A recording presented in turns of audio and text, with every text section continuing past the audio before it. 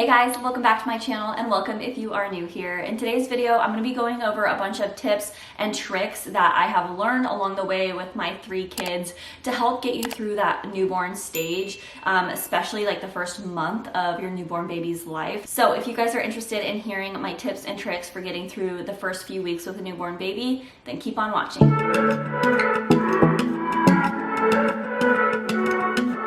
My first tip for you guys is to get footed sleepers and swaddles that have zippers.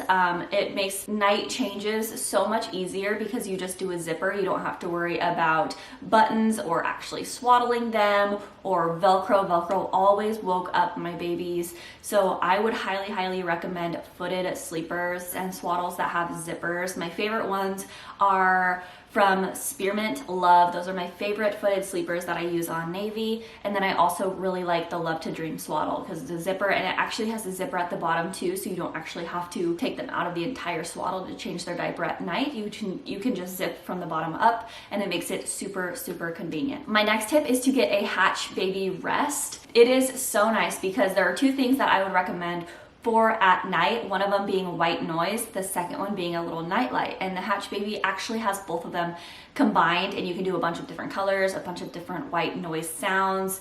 You can put it on a timer so you don't even have to think about turning it on. It is such a game changer because you're gonna want a dim light when you're doing like night nursing sessions, and you don't want to turn on a bright light and wake up your spouse or whoever. And honestly, if you had a bright light too, it might actually wake up baby more than you want, and then they won't fall back asleep. So I would just recommend, if you don't get the Hatch Rest or the Hatch Baby Rest, I would recommend at least getting a white noise machine and a night light because they are very handy. My next tip is to get a few different pacifiers before baby is even here. They're not always going to take one kind of pacifier. You may have a bunch of a specific kind of pacifier and your baby may not like it. So I would suggest getting about 4 or 5 different kinds just to see what your baby likes. My kids have really liked the Bibs and the Friggs pacifiers. I'll link them down below if you guys want to check them out.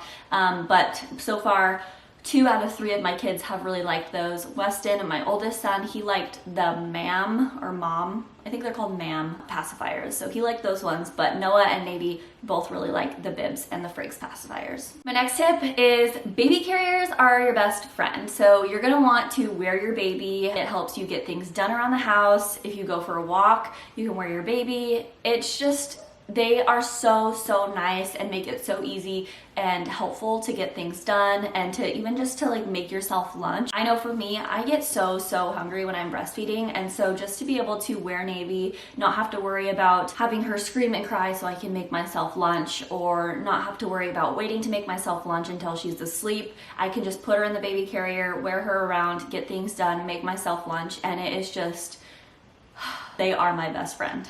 Another tip, kind of going off the baby carrier, is to get out and go for walks if you can. I know that not everyone has an easy delivery, and so some people can't get out and go for walks, but if you can, I would highly suggest going for a walk every single day if you can for at least 30 minutes just to get out, get some fresh air. Like I said, wear your baby in the baby carrier, get a little exercise, and it really helps not feeling so isolated and stuck in your house. Just getting out for the 30 minutes just makes a world of difference. My next tip for you guys is to take advantage of being able to order your groceries online. I am obsessed with this. I didn't do it with Weston, my oldest son, and I really wish I had, because we would just take him to the grocery store, and I remember like putting his car seat in the cart and then not having enough room for my groceries, and it was just one big hassle. I also didn't wear him very much, and I really wish I had because it would have made my life a lot easier. But now, 3 babies in, I am finally just ordering my groceries online, and it is so easy. Where I live, we have Fred Meyer. We also have Target Drive Up. And I just order my groceries online through them, and then I just drive over there and pick them up. They put them in my trunk for me, and it makes it so easy. Now Costco, I don't do Costco delivery, so I go there, but I really only go to Costco once or twice a month. But for like the weekly grocery trips, highly suggest just ordering your groceries online. That way you don't have to bring your baby into a grocery store, or you also don't have to leave them home if you're not comfortable leaving your baby yet. It just, honestly, has changed my life. It has made motherhood so much easier for me. My next tip is to limit visitors in the early days, early weeks. You don't want to be really overstimulated with a bunch of visitors. You don't want your baby overstimulated. You want to make sure your baby is getting enough sleep and enough rest, and that you are getting enough sleep and enough rest. So I'm not saying don't have visitors, I'm just saying limit them. Maybe have someone visit one day, take a day with just you, your baby, your family, and then the next day have another person come. Just try to limit them. You don't want like 5 or 10 visitors coming every single day. It's just really overwhelming and you feel like you can't get much done, and you guys need that chance to bond. So if you're always having people coming over, you're not really getting that chance to bond with your baby. Another tip is to ask visitors to bring food. So most people, maybe not most people, but for me, like all of my grandparents would just bring me food. They would bring me either a frozen dinner or a dinner that they made for me to heat up. And that was just so helpful because I didn't have to worry about what we were gonna have for dinner. Don't feel afraid to ask your visitors to bring you food or a dinner.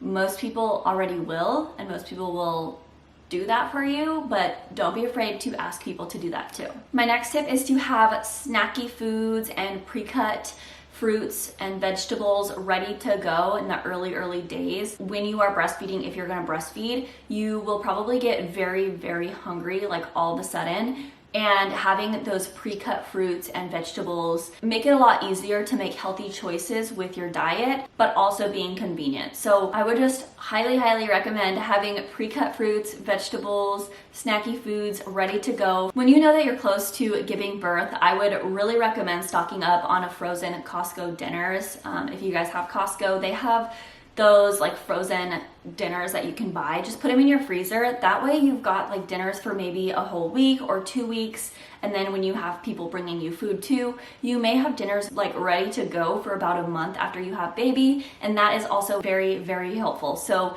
definitely stock up on frozen dinners, not necessarily like frozen TV dinners, because those are not enough food. They're not filling enough and they're not very healthy. But you know, the frozen, like legit dinner meals that Costco has, stock up on those when you are close to going into labor. Newborns do sleep a lot. I think they sleep like 17 to 21 hours a day, depending on when they were born and how many weeks they were. Navy was born at 38 weeks. And she slept for literally like 21 hours a day in the beginning. So she slept a lot. So I was able to use that time to either rest, take a nap, get things done around the house, do my laundry. I'm someone who gets very overwhelmed if my house is messy and not clean. And so I would use some of that time to just make sure that my house was really picked up and looked nice. I would also rest if I felt like I was extremely tired. Just use the time that your newborn is sleeping to honestly do whatever is gonna make you happy, whether that's taking a nap, whether that's cleaning your house, whether that's watching a TV show, whether that's watching YouTube, like whatever it may be. Just take the time that your baby is napping and really just do things that are gonna fill your cup, because that's also really important in the newborn stage. It can be so exhausting. You have so many hormones running through your body. You can feel like you're not really yourself anymore. And so doing things that make you happy are ultimately going to help you and your postpartum journey. My next tip for you guys is to make noise. This was one thing that my grandma told me before I had Weston, and I have used it with every one of my kids. I would always make sure to vacuum when the baby was sleeping. I would not be afraid to do dishes. I would not just try to tiptoe around, because then every noise you make is gonna wake them up. So if they're used to sleeping through noise and through vacuums and dishwashers and whatever else, then they will sleep through it. But if they're not used to it, if they're used to that being quiet, then every sound that is made is gonna wake them up. So that's especially important if you guys have toddlers or other children in the house. Just making sure that your baby is used to sleeping through the noise is ultimately gonna help them stay asleep and not wake them up every time some noise is made. My next tip for you guys is to have a diaper caddy in your house. So I have a 2-story house, and this was the first time that I've ever had a 2-story house with having a baby. And so I made sure to have a diaper caddy so that I had diapers and wipes ready to go downstairs for the diaper changes. You need to change a newborn's diaper all the time. They're they're always wet, they're always poopy, they're always just needing changed. And so having a diaper caddy downstairs makes it so convenient. I don't have to go up and down the stairs every time she needs a diaper change. I've got diapers upstairs and downstairs, and I just change her wherever I am. Another tip for you guys is laying them on your chest helps soothe them. So skin to skin is really good for soothing your baby. It's also really, really good for your guys' bond. So make sure to do skin to skin in the early days. Even throughout like the first month or two, skin to skin is just really beneficial for you and your baby, but it also really helps them soothe and calm down. So if your baby is really upset, do some skin to skin.